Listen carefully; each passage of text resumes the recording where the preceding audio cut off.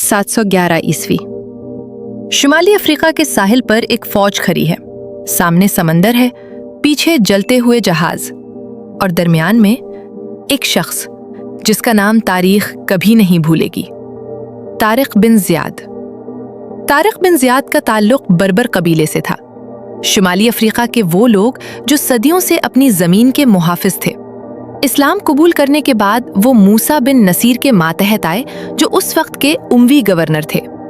तारिक की काबिलियत और जुर्अत ने उन्हें जल्द ही एक अहम सिपह सालार बना दिया।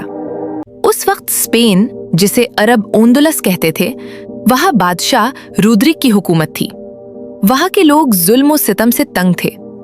एक गवर्नर जूलियन ने खुद तारिक को दावत दी कि आओ और हमें आजाद कराओ। मौका था, वक्त था और तारिक तैयार था। 7,000 फौजियों के साथ तारिक ने आबनाए जबरल्टर उबूर किया।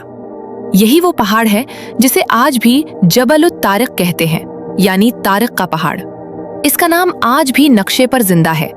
लेकिन जब तारिक स्पेन की सरजमीन पर उतरा तो उसे मालूम हुआ कि दुश्मन की फौज 1 लाख से ज्यादा है। तारिक की फौज में खौफ फैल गया। कुछ सिपाहियों ने वापसी की बात की।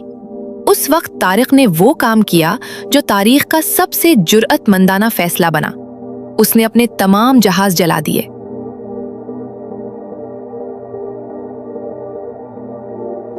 फिर अपनी फौज से कहा, ए लोगो, भागने का रास्ता बंद हो चुका है। आगे दुश्मन है, पीछे समंदर। अब सिर्फ एक रास्ता है, आगे बढ़ो, जीतो और इस सरजमीन को अपना घर बनाओ। ये अल्फाज आज भी तारीख की किताबों में जिंदा है। बादशाह रूद्रिक ने अपनी पूरी ताकत से हमला किया। जंग कई दिन जारी रही, लेकिन तारिक की हिकमत अमली, फौज का जोश और दुश्मन के अंदरूनी इंतशार ने फैसला कर दिया। रूद्रिक शिकस्त खा गया और मैदान जंग से गायब हो गया। कहा जाता है कि वो दरिया में डूब गया। उसकी लाश कभी ना मिली। एक फतह के बाद तारिक रुका नहीं। उसने स्पेन के शहर पर शहर फतह किए।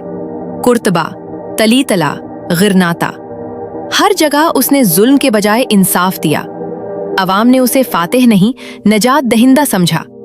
सिर्फ चंद महीनों में स्पेन का बड़ा हिस्सा इस्लामी सल्तनत का हिस्सा बन गया। लेकिन तारीख का ये अलमिया है, तारिक के आका मूसा बिन नसीर को जलन हुई। उमवी खलीफा वलीद बिन अब्दुल मलिक ने दोनों को दमिश्क तलब किया। तारिक को कैद किया गया। उसकी तमाम दौलत और इख्तियारात छीन लिए गए।